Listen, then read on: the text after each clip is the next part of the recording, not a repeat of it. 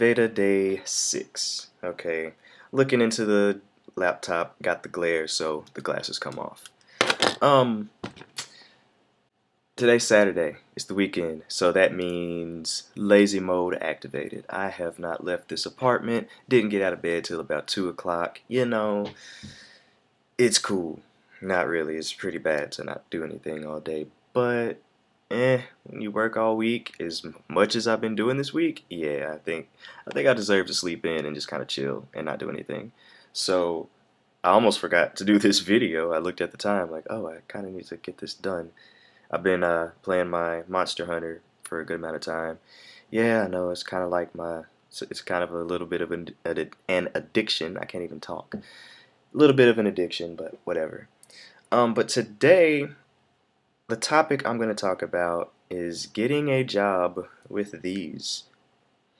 A lot of people, somebody commented on one of my videos asking me the year that I didn't have a job outside of Target, the year I was working at Target, did was I getting rejected for jobs because of my hair? And no, I really don't think that was ever an issue. The reason I was working at Target for a year after graduating is because I didn't have my certification.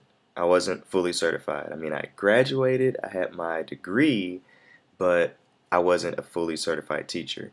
I took the what was it? The music part of the teaching test once, and I failed it by 3 points.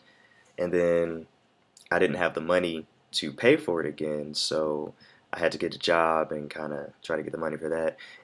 And then, like I said, also, I didn't have a car or my license. I told y'all about that too. So, yeah. So I was kind of SOL, to tell you the truth. And that's why I really wasn't able to get another job. I was focusing on getting myself together before I could get a real job. So that's what that was. And it wasn't my hair. I did have other interviews. And let me see, I had one at my friend, it was actually my friend who passed away. It was a little bit, I think it was right after I graduated, actually. The month after I graduated. Yeah, it was. His position was open, obviously, since he died. And I wasn't going to even think about trying to do that. But one of my professors asked me to go and interview for it. And his parents wanted me to interview for it as well. So I went and interviewed, and I would have had a long-term sub position there, but when they called me back to get that whole process going, I just couldn't do it. And yeah, I just couldn't do it. It was too emotional for me, and I didn't. And I mean, honestly, it probably was a bad choice. I could have been working there, and I wouldn't have had to wait, but no, I couldn't.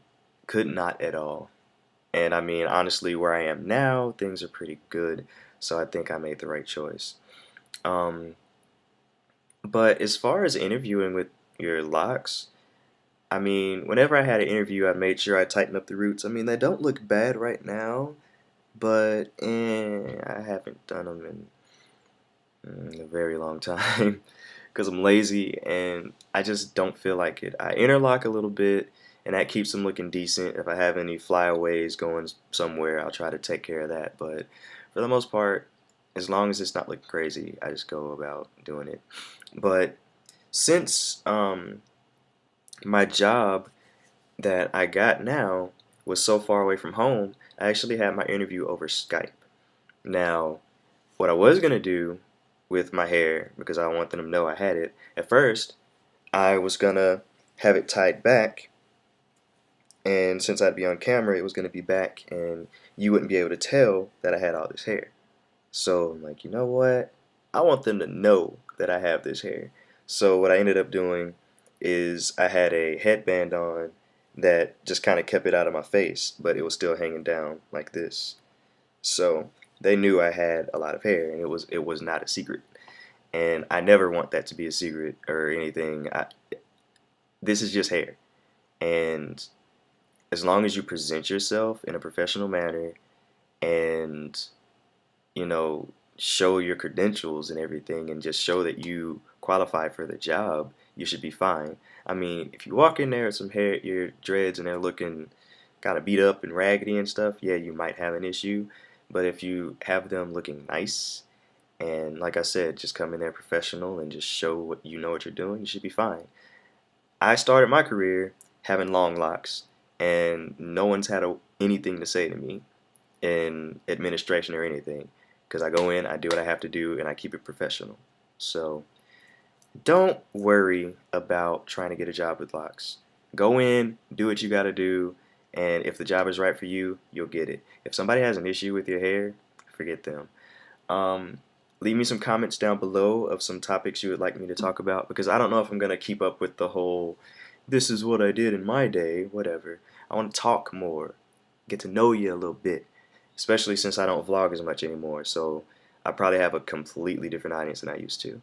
So hit me up in those comments below, and I will talk to you again tomorrow. Peace.